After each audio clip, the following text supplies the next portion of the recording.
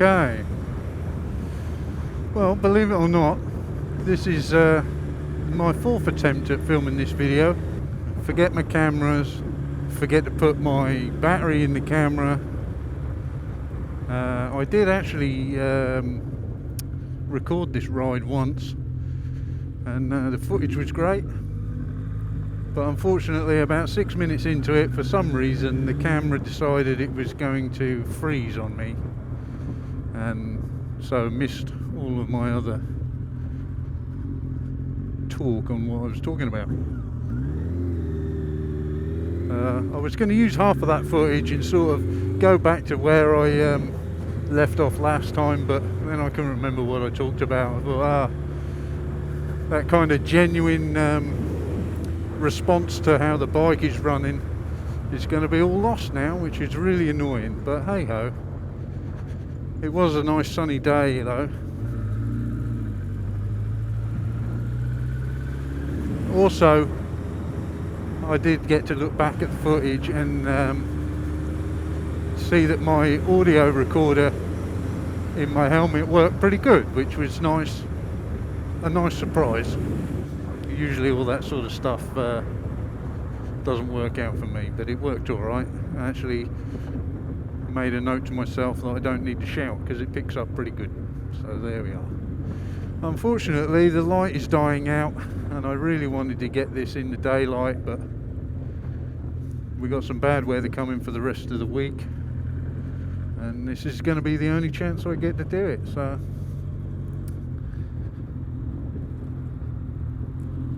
before we go any further, thanks to all my subscribers so far. I've made it over the 200 mark, which is great. If you are a subscriber, let me know in the comments which videos you like. I will be doing more RC car videos for you RC car enthusiasts. More bike videos, and hopefully as the evenings draw out, some other stuff. And of course, with this pandemic stuff getting out of the way, we can go out and play and do some more of my activities. I'm going to just keep checking my cameras there because the one of my mount brackets is sort of half broken. Oh dear. Anyway, I balance the carbs on the bike. Borrowed my old boss's balancing gauges, digital balance gauges. Borrowed the balancing gauges and got it balanced up, so it is really nice and smooth on the tick over and low end. Unfortunately, my excitement for all of that stuff is sort of waned a bit because I have been out on the bike already.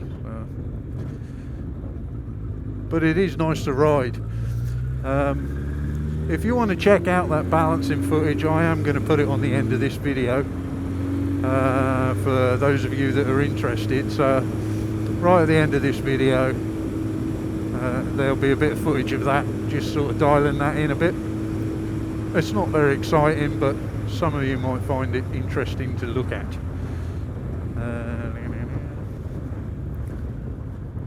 Back to the bike now though. Yeah, it's running really smooth. Well, as smooth as an old blooming oil-cooled motor can run.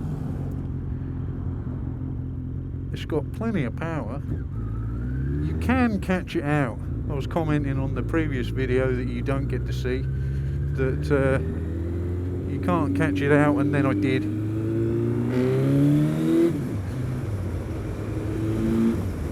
In some scenarios you can crack the throttle open and it just coughs a little bit, but most of the time you can just pin it into like max throttle and it just goes.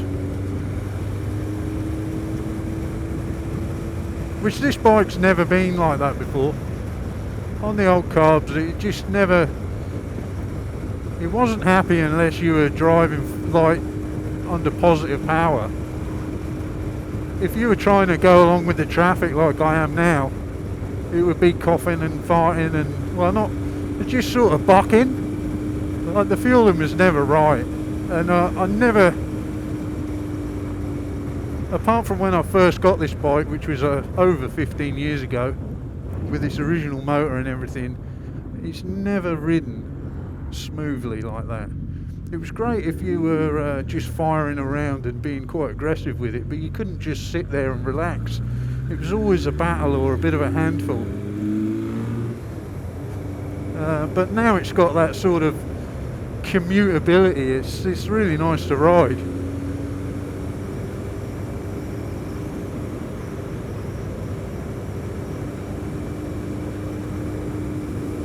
So we're going out to Land's End, well not quite that far. Let's sort of go to, over the drain holes there. Going to go to Sennen and around the roundabout back. And hopefully it's not getting too dark for the cameras to pick it all up. Although when I did ride out here the other day, the sun was right in the camera and you couldn't see anything anyway, so... Yep, it's still there. I haven't ridden this road on anything that's got any more go than a transit van, to be honest with you. So probably might just mess up a few corners. I've never been a big one for corners anyway, although some people will say, yeah, right. But I've never been a track racer. I do like to just sort of point and shoot.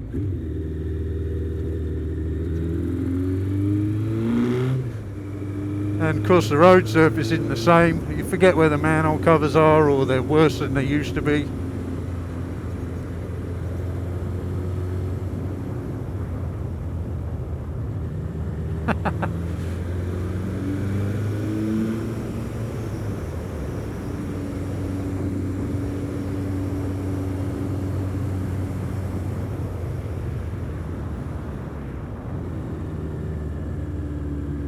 Yep, I'm slowing. Yeah, it's great. You know, I've always loved the sound of this bike. Yeah, it's had different motors in it, but you know, I've always gone back to the original end can that was on it when the original motor was in it. I tried different end cans, tried different exhausts, and there's just something about this end can, and I've no idea what it is. It's got the same kind of makeup as the old ART, the ART cans, but it's never been marked down as an ART can. There's no identifiable marks on it like that, but it's just got a really nice exhaust note, and it's not too loud either. It's just got a nice note. And even though I'm not on the flat slide carbs anymore, you know, you've got the open filters, and you can hear that induction roar through there, and it just it sounds great, and it's addictive, you know. You can't help but fire it up and go.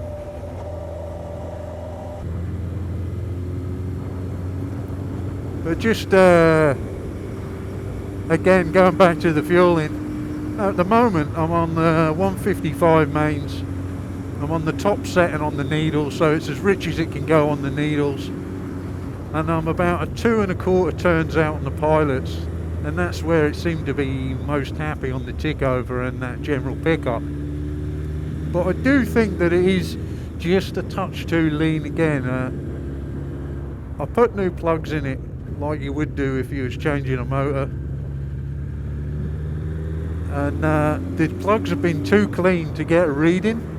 So that's the whole point of me getting out on for a bit more of a longer ride, so I can get a bit of burn up on the plugs and get a reading on it. But I do have a sneaky suspicion it's just a little bit too lean. So hopefully after this ride it will give me that readout. And if I have to, I'll stick a bigger main jet in and see what it does, you know.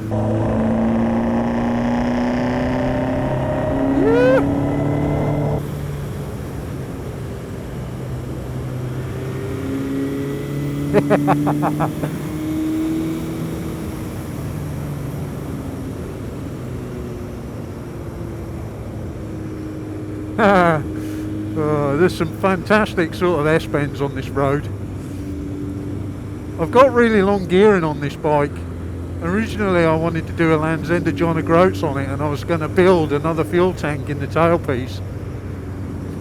And so about as far as I got in preparation to do that trip, I ended up with a 16 tooth sprocket on the front and a 40 on the rear, which is a tooth bigger on the front than standard and about 5 teeth smaller on the back than standard. So the gearing is really quite long. I mean, it'll pull about a ton in second. It's just like a fuel preservation thing. But I tell you what, I've only done a couple of test rides on this while I've messed around with the fueling, and I already burnt a tank of fuel, so I don't think it's that economic, to be honest. But it's hard to tell when you're just testing it, like pinning the throttle all the time to see if it pulls through, what it's actually doing. It's very different to just cruising up the bypass, you know. But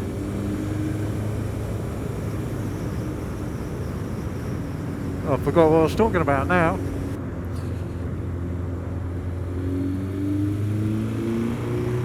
Oh yeah, gearing.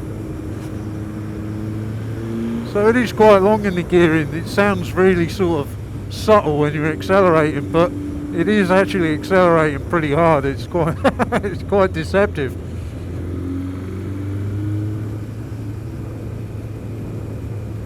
Nice big right-hander. I don't want to press it too hard though, because it's quite cold. And these tyres, although I have been out once or twice on it, they're kind of stale. They've been on there for a while. They're not particularly great tyres as it is. They need a few heat cycles to get them something a little bit better before I might trust them a bit more. But I will be changing them soon, because the back one's nearly gone, and I've never liked the front one that's on there anyway. So. Suspension wise though, it's quite hard going to it. It's a bit stiffer than I would have wanted.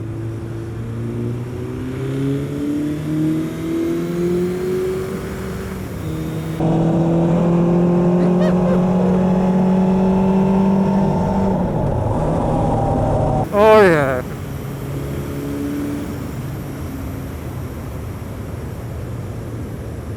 I come round this bend once doing about a ton on the way to work, and there was a cow in the road.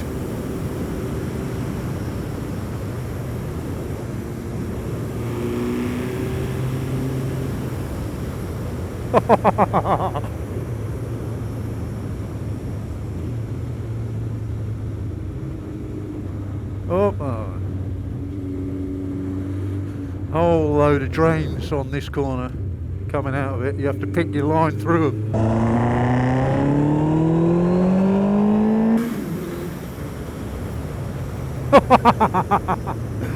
Oh, here she goes. Yeah, it's a bit stiff on the suspension. Kind of tips in and doesn't want to come out again either. So, well, I've got to sort of tune the suspension a bit. Gsxr RR forks on the front, which I didn't have on before. I had Gsxr 1100 water-cooled forks, and they were sprung really heavy. I think these have just got the preload wound right up on them, so we'll probably back those right off. And I've got an R6 shock in the back, and that feels really quite tight as well. I'll have to do something about that. Oh, little birdie. Now I'm going to pull in here, check that my camera's still working, and check that the rear view camera is actually still on there.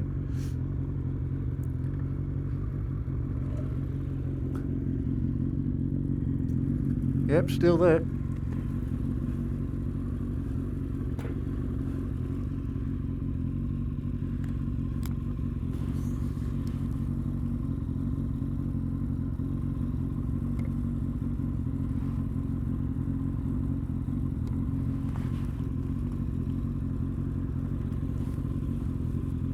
Yeah, it's all still working, so having a bit more success than last time, although it is pretty dark, so I don't really know how much you guys can see. I'm going to get a shift on, because there's only one real passing opportunity to get past those cars that have just gone by, and I don't want to be stuck behind them all the way back. Sennen Cove that direction, lovely place. I actually haven't been down there for ages. Oh, that bike just sounds lovely. Oh.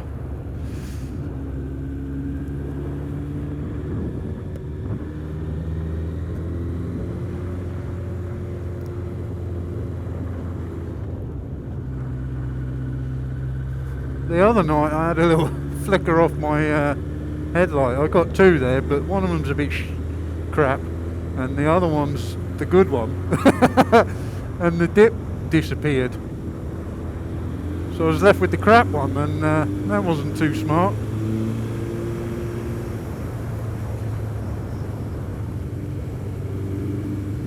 Yeah, completely black as you're at now, I bet, on the camera.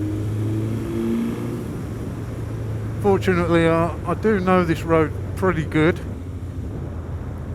even though I haven't been along it for a long time.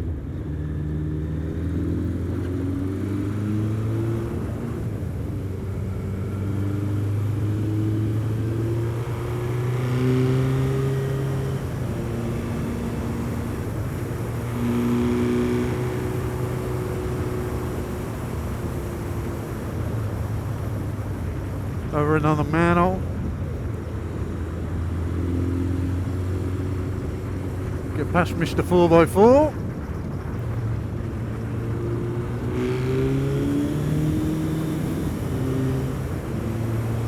Thank you.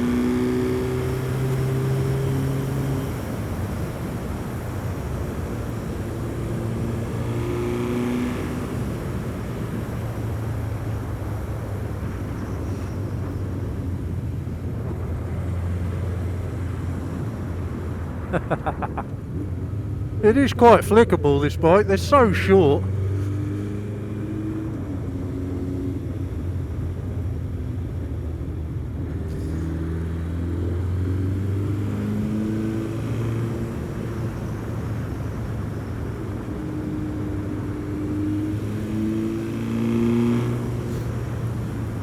So now that I've got it running nice, I'm going to get it looking nice, which was the whole point of the exercise in the first place. I never thought that I was going to be having to sort out running issues and then have to buy a donor bike in order to get it to go the way I wanted it to.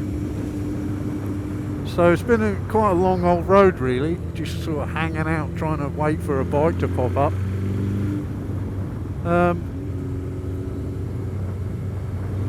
I've got paintwork to do, I've got lots of polishing to do. Unfortunately, when I went out there the other day, I did a test ride and it started raining, and then it started proper raining, and at the moment there's no front mudguard on the bike. So I was just getting showered with road dirt, so the bike is absolutely plastered all over that polish work. I was absolutely raging. So we've got paint work to do, polish work to do, and the brakes work pretty good, but they're just a little bit, they're not on point. So I'll be stripping and rebuilding my calipers and master cylinders, and I do have a couple more brake lines that I'm going to change on the front.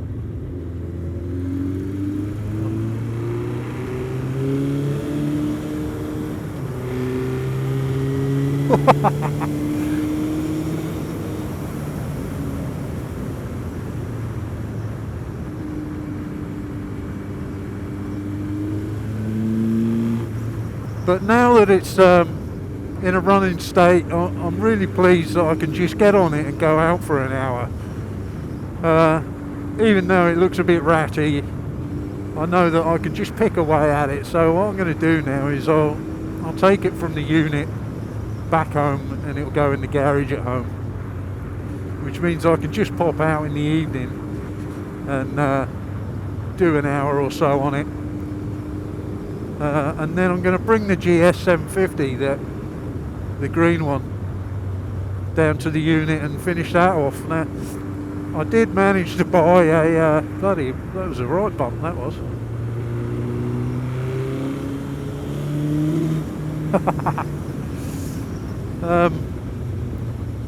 Yeah, bring the GS 750 down. And I did manage to secure the sale of a bike lift bench, but because of the pandemic I can't go and get it yet, so we're waiting for that to lift, and then I can drive up to Launceston, which is about a 60-mile drive, to go and get it. So it's pretty cheap, otherwise I wouldn't be buying it. I couldn't believe how expensive these things were now. Like 400 quid for a decent one. So I got this one second hand off a guy, and I can pick that up, which is going to be fantastic for tidying up these bikes and doing those bits. I'm getting sick of crawling around on the floor and lying down on my side all the time, and my back just can't take it anymore. And especially if you're lying down on a blooming concrete floor. You can put like a blanket down, but hey ho, just getting old. So we've got the table lift there, or will do, and then we'll get the GS on there, because I've got to do some machining work on the side casing. If you refer back to one of my videos, if you've been watching it or not. Can we get past this guy? Can we see? I cannot see. I need to space the sprocket case off, because I've got an offset sprocket on there to allow the chain to pass by the rear wheel, because there's a wider rear wheel in there. So of course the offset sprocket touches the sprocket casing, so we've got to space that off. But the clutch push rod passes through that casing to the clutch basket on the other side of the motor, and so if I space the casing away, the clutch push rod isn't long enough. I bought a piece of steel for that. It's I forget what it was now, M something or other, bright bar, super hard bright bar,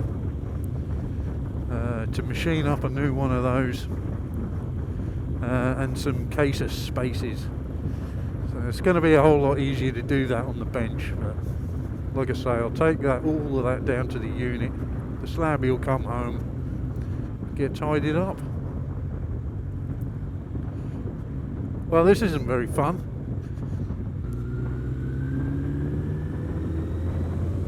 No, can't see. Bloody hell. What is it? Blooming Mole Valley truck. Didn't know there was a Mole Valley out here.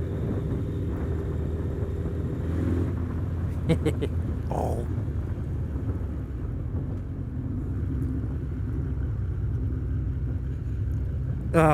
Could have gone there. Tell you what, I've got a really cold thumb. The other one's fine, just this one.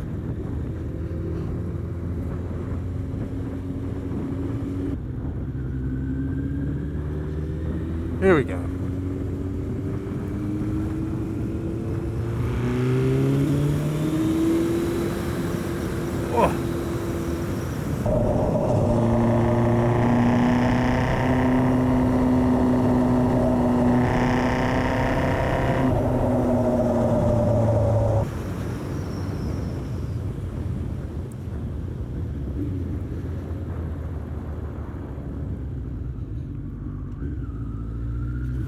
Oh, shout out to Lee Brooks, by the way.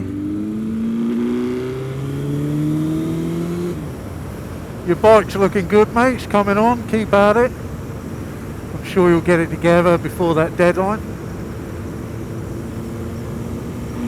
And who knows, maybe we'll meet up one day and go for a bit of a spin.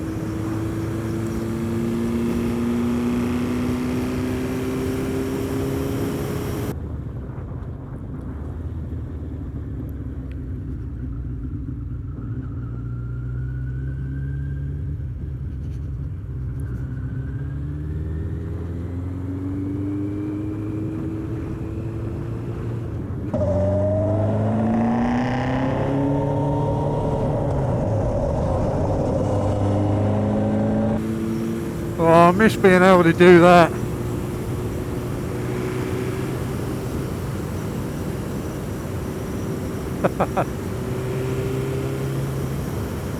Got a couple of little short bypasses here now.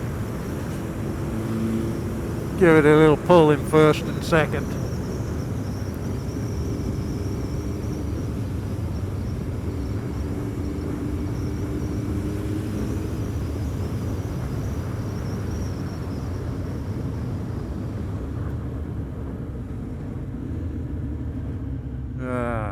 Stuck by the Mini. Oh, a couple of boy racing there.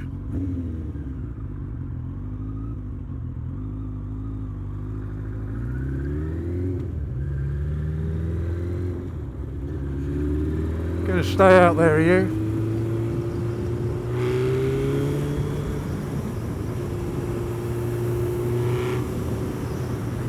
Give him his buzz.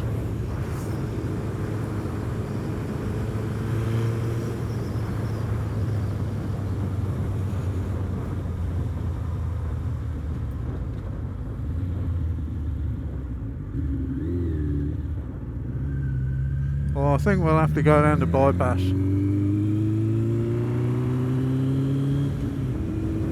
Yeah, I think we'll have to go down the bypass.